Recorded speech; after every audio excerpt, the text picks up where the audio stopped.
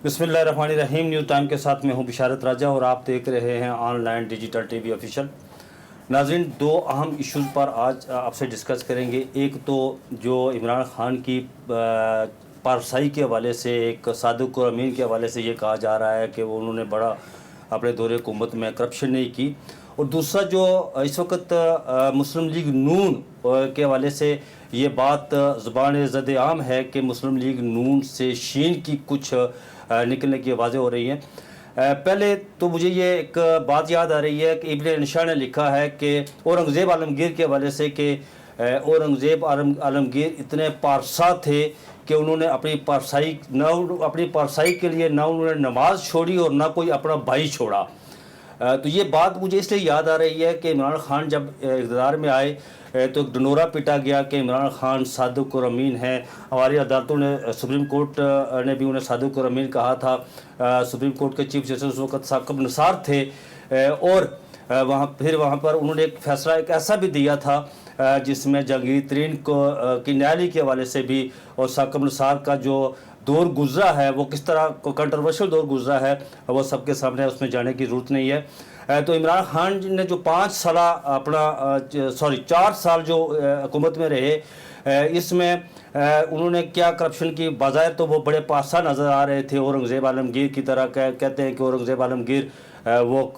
टोपियाँ सी कर या कुरान हाथ से लिख कर जो है वो अपनी रोज़ी रोटी कमाता था। तो इमरान खान साहब भी ये कहते थे कि बनीगाला का जो ख़र्चा है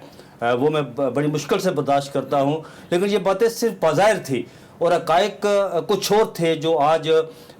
मौजूदा हुकूमत, PDM की हुकूमत ने आवाम के सामने रखे हैं कि किस तरह उन्होंने करप्शन की है और इसके लिए फ्रंट मैन का किरदार कौन अदा करता रहा। इमरान खान ने अपने दौरे हुकूमत में एक गुजर खान के करीब एक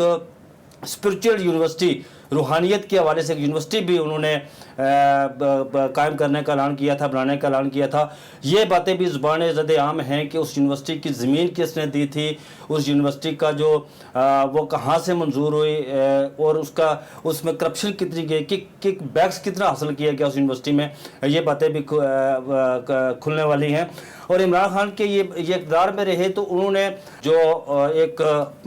आप कह सकते हैं कि किरदार है इमरान खान, जब भी मोरख ये बात लिखेगा तो कैसा किरदार इस पर बहस करेगा और ये ज़रूर लिखेगा। अगर मोरख ने वो अगर सच लिखा, अगर उसने अपनी कहानी जो है वो पेट पालने के लिए बेची ना, तो अगर उसने सच लिखा तो उसका जिक्र, इसका तज़किरा ज़रूर करेगा कि गोगी भट्ट, उन्होंने फ्रंट मैन की हैसियत से वो खातून है जो फर्राह गुज्जर की मिसिज़ है, वाइफ है उनकी, कि वो हर ट्रांसफ़र्स में, तरक्की में, तबादले में जो भी होता रहा वो उस से वो कमीशन लेती रही, पैसे वसूल करती रही। और आज बड़े चश्मकुशा किस्म के हक़ाइक़ जो है वो काबीना में ज़ेर बहस आए और उसके काबीना के इजलास के बाद वज़ीर दाखिला राना सनाउल्लाह ने ये हक़ाइक़ सामने रखे कि लंदन में किस तरह उन्होंने एक कमीशन से पैसे वसूल किए और शहजाद अकबर ने उसमें उस में क्या किरदार अदा किया, ये भी कौम को बताया कि शहजाद अकबर ने उस कमीशन से पैसे वसूल किए। ये भी कहा जा रहा है कि इमरान खान की जो शहजाद अकबर जो बराए एहतसाब के मावन ख़ुसूसी थे, उन्होंने ब्लू एरिया में 7 से 8-10 अरब रुपये का एक प्लाट वो किस तरह हासिल किया, ये भी कहानियाँ ज़ुबान ज़द आम है। बहुत सारी चीज़ें आवाम के सामने आएंगी, बहुत सारे हक़ाइक़ खुलेंगे। और दूसरा जो इशू है वो मुस्लिम लीग नून के अंदर से शीन के निकलने की बातें हो रही है। 2 दिन पहले मैं एक मुस्लिम लीग नून के एक अहम वज़ीर और नवाज शरीफ के करीबी साथियों से मेरी मुलाकात हुई थी, तो उसमें उन्होंने ये कहा था, वो बड़े रंजीदा थे इस पे जो अभी सारा कुछ हो रहा है। तो उसमें एक बात सामने आई थी कि PTV के MD के हवाले से ज़फ़र रहमान की जब बात आई, मैंने पूछा कि उन्हें लगाया जा रहा है, तो फिर एक दफ़ा वो वज़ीर इस बात पर चौंके। तो फिर उन्होंने जब कहा कि जी ऐसा ही कुछ बातें चल रही हैं, तो फिर उन्होंने कहा कि हमें ये पता नहीं लग रहा है, हमें ये पता चल नहीं रहा है कि कौन हुकूमत कर रहा है, इसके फैसले कहाँ से हो रहे हैं और कौन इन फैसलों के पीछे। तो मैंने उनसे ये पूछा कि क्या आया یہ بات اس سے مطلب یہ لیا جائے کہ مسلم لیگ نون کے اندر سے جو شین ہے یعنی شہباز شریف جس گروپ کو لیڈ کر رہے ہیں، کیا یہ بات درست ہے کہ نون لیگ کیمپ کے جو لوگ ہیں وہ پس پردہ چلے گئے ہیں اور شہباز شریف کیمپ کے لوگ فرنٹ فٹ پر آ رہے ہیں؟ ناظرین، شاید آپ کو یاد نہیں ہوگا کہ جب شہباز شریف پنجاب کے وزیر اعلیٰ تھے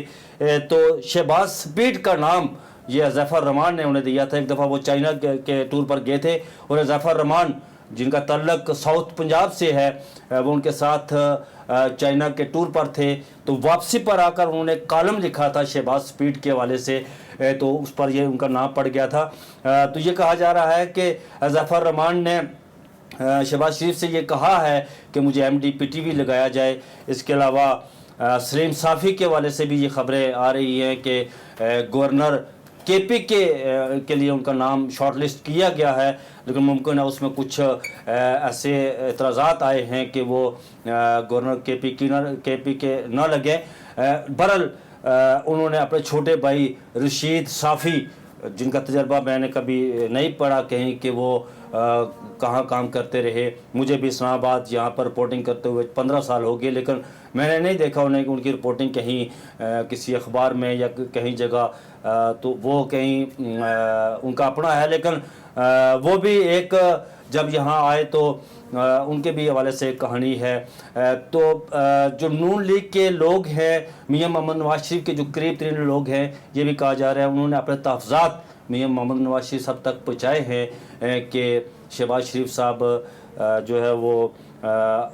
ہمارے حوالے سے وہ اتنا گرمجوشی نہیں دکھا رہے جس طرح وہ اپنے کیمپ کے لوگوں کے حوالے سے دکھا رہے ہیں۔ تو ناظرین، یہ بھی کہا جا رہا ہے کہ یہ جو موجودہ حکومت نے آئی ایس آئی کے ایک لیٹر لکھا تھا سول بیوروکریسی کی ویٹنگ کے حوالے سے کہ وہ ان کی تقرری، تبادلوں اور ان کی پروموشن کے حوالے سے وہ اس کو دیکھیں گے۔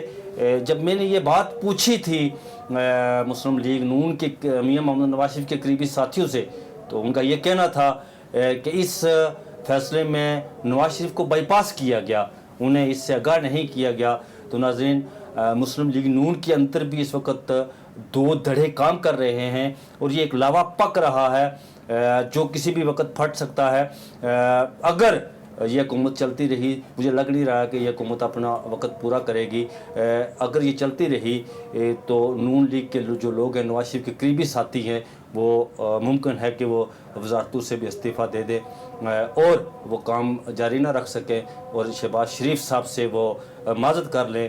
مجھے دیجیے اجازت، اپنا بہت سارا خیال رکھیے گا۔ اللہ حافظ۔